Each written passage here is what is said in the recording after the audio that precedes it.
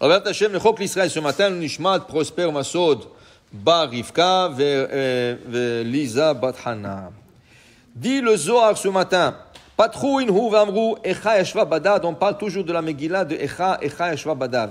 Il s'est écrit ici, Chad Yoma Itl Kucha Berichu Echima de Nafshi. Il faut comprendre que Tisha B'Av, c'est un jour de fête. Pourquoi c'est un jour de fête? Mashiach, il est né le jour de Tisha B'Av. Et c'est pour cela, pendant tout le Tisha B'Av, il n'y a pas de supplication. En tachanunim betisha B'Av. Ziyom Chag. Un jour de fête. Tout le Tisha B'Av, il n'y a pas une fois, Hachamnu, Bagadnu, tu es en train de lamenter, tu es en train de pleurer. Mais quand tu fais comme ça, tu dois faire tachanunim, en tachanunim. Kol Tisha B'Av, Yom Tisha B'Av. Tisha B'Av. Tisha B'Av, il n'y a pas. Pourquoi? Parce que c'est une journée qu'Akadosh Baruch Hu, il aime beaucoup. On dit que c'est la journée la plus propice que le Mashiach vient. Parce que c'est son anniversaire. Alors il dit ici qu'Akadosh Baruch Hu aimait beaucoup ce jour-là. Seulement les événements ont fait, la situation a fait, que malheureusement il était obligé de détruire le Beth Amikdash ce jour-là. Pourquoi? Il y avait le choix. Ou il détruit le Beth Amikdash, ou il cause que les hommes meurent. Il envoie un ennemi qui vont tuer tout le monde. Akadosh Baruch Hu a préféré de détruire une bâtisse de pierre et de bois et renvoyer tout le monde en exil, que toute personne, ça veut dire que les gens ne meurent pas. Okay? Alors c'était une journée qui est difficile.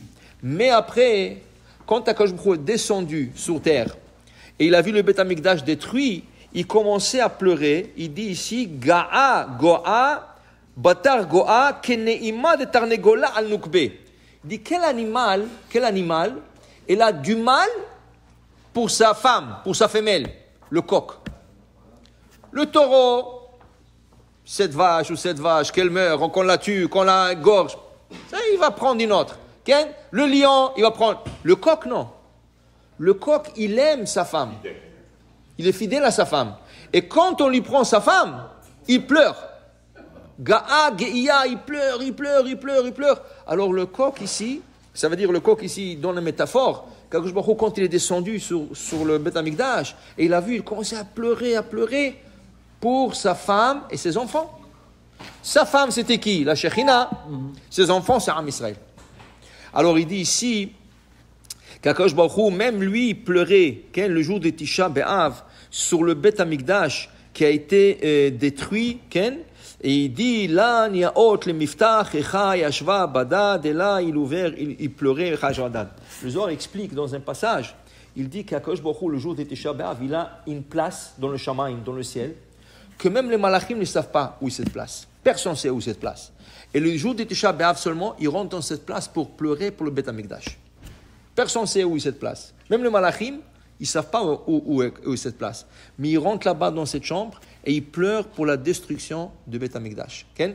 Pour dire que jour Tisha B'Av, il faut vraiment avoir de la peine. C'est-à-dire pour Beth Amikdash, que ici à Akadosh Baruch Hu, il a de la peine pour cette maison. Pourquoi? Parce que c'est pour nous qu'il a de la peine. Pour Am Israël qui était exilé. Nous, on doit avoir de la peine aussi pour Beth Amikdash. Pour dire des fois on se pose la question. On dit Yerushalayim, le Beth Amikdash. Mais regarde, tu va à Jérusalem aujourd'hui. La ville la plus moderne au monde. Qu'est-ce qu'il n'y a pas là-bas? Il y a des hôtels, il y a des endroits touristiques, endroits archéologiques, des touristes de partout. C'est pas du tout ça. Que je ne veux pas ça. Quand tu vois des gens aller là-bas prendre des photos au Kotel, c'est pas ça. Kotel, c'est un endroit que les gens enlevaient le soulier avant d'arriver au Kotel. Quand tu marches pour le Kotel, c'est un endroit tellement sacré, tu n'as pas le droit de marcher avec des souliers. Tu dois marcher pieds nus. Et quand tu arrives là-bas, tu embrasses la terre, c'est un endroit tellement sacré, et aujourd'hui il est profané malheureusement. Alors nous on croit, c'est un endroit moderne. C'est pas moderne. C'est pas un endroit qui doit être moderne, c'est un endroit qui doit être sacré. C'est ça la différence. Alors Jérusalem n'est pas encore la Jérusalem qu'on attend.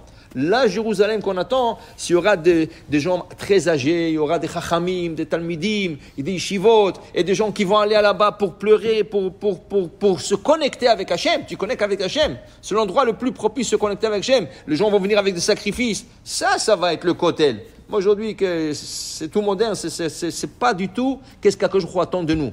Alors, ils disent qu'Akadosh Baruch Hu pleure. Tant que Jérusalem n'est pas construite comme il se doit, regardez pourquoi tout le monde veut Jérusalem. Pourquoi tout le monde veut Jérusalem? Il y a quelque chose. Il y a quelque chose à Jérusalem, mais qu'est-ce qui les attire? Rien que pour dire que c'est une capitale. Ce n'est pas pour dire que c'est une capitale. C'est un endroit où d'abord tout le monde est parti de là. Dans cet endroit, il y a une pierre qu'on appelle la pierre Even Ashtaya. Ashtaya, c'est la pierre angulaire. Et c'est intéressant que dans la loi des Tisha B'Av, c'est écrit pourquoi on ne peut pas emporter des habits neufs? C'est à cause de la simcha? Non, ce n'est pas à cause de ça seulement. Parce que Even Ashtaya, cette pierre-là, ça veut dire tout a été détruit. Tout a été détruit. Shtaya, mais en hébreu, shti va erev.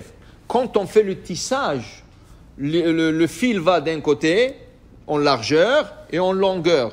Alors, en largeur, ça s'appelle shti, en longueur, ça s'appelle erev. Shti, ça vient du mot shtaya. Puisque... Tissage, c'est ça. Alors, shti, c'est shtiya. Shti va erev. D'un côté, alors. Maintenant, puisque shtiya, le Even HaShtiya a été détruit, ça veut dire le Beth HaMikdash a été détruit, alors ils ont fait un parallèle. Even HaShtiya, la pierre angulaire, qui s'appelle shtiya, shti va erev, le tissage, alors ils ont dit, on peut pas. Alors, si on ne peut pas faire tissage, de là, ils ont appris qu'on ne peut pas porter des habits neufs. Okay? Parce que, alors pourquoi? Parce que le Beth HaMikdash est détruit, alors il n'y a pas de simcha, alors ça le Begadim Nef apporte la simcha. Alors ils ont fait comme un parallèle entre le tissage, le Even HaShtiya et le fait d'avoir la simcha de porter des habits neufs pendant le 9 jours de Tisha B'Av. Alors pour dire qu'il n'y a pas une vraie simcha tant que le Beth HaMikdash ne revient pas à sa place, et le gens revient à leur place, et le gens se conduit et donne le respect à Jérusalem comme il se doit. Okay? C'est la même chose dans une synagogue. Il y a des gens qui viennent à la synagogue. Est-ce que tu peux fumer dans une synagogue? Haz v'shalom. Est-ce que tu peux mâcher du chewing-gum à la synagogue? Non. La synagogue, c'est Beth HaMikdash Me'at. C'est ça qui nous reste. C'est tout qui nous reste, Beth HaMikdash. Il n'y a pas de Beth HaMikdash. Mais Beth HaMikdash Me'at, le petit mini-temple qu'on a aujourd'hui, c'est chaque synagogue. Et dans la synagogue, il y a des questions halachiques. Quand le petit il a 3 ans et on lui coupe les cheveux, est-ce qu'on peut le couper à la synagogue? Est-ce que tu peux prendre une coupe de cheveux à la synagogue? Haz v'shalom, c'est pas une maison de coiffure ici. Okay? Alors ils disent non, parce que c'est mitzvah, parce que le petit il va mettre le tzitzit, il va mettre la kippa, et il va avoir une bracha, alors c'est une mitzvah. Tu peux même pas manger à la synagogue. Sauf dans un beth midrash. Si c'est un beth midrash, maison d'études, tu peux. Mais manger à la synagogue, c'est assourd. Même pas prendre un verre d'eau. Alors pourquoi on prend un verre d'eau? Pourquoi on boit Alors si c'est des synagogues, dans la synagogue, ça va être utilisé comme maison où on va étudier. On va étudier. Alors maintenant, qu'est-ce que tu vas? Et si tu vas prendre un verre d'eau, tu vas sortir dehors pour boire, tu vas rater le cours. Alors ils l'ont permis, s'il y a un cours de Torah, de boire. Okay? De boire dedans. Mais normalement, dans une synagogue, tu n'as pas le droit ni de manger, ni de boire, ni de parler, et ni de faire quoi que ce soit. Ça, c'est le mini-temple. Imagine-toi le Beth HaMikdash lui-même, combien de respect nous le devons. Baruch Adonai Le'olam. Amen. Amen.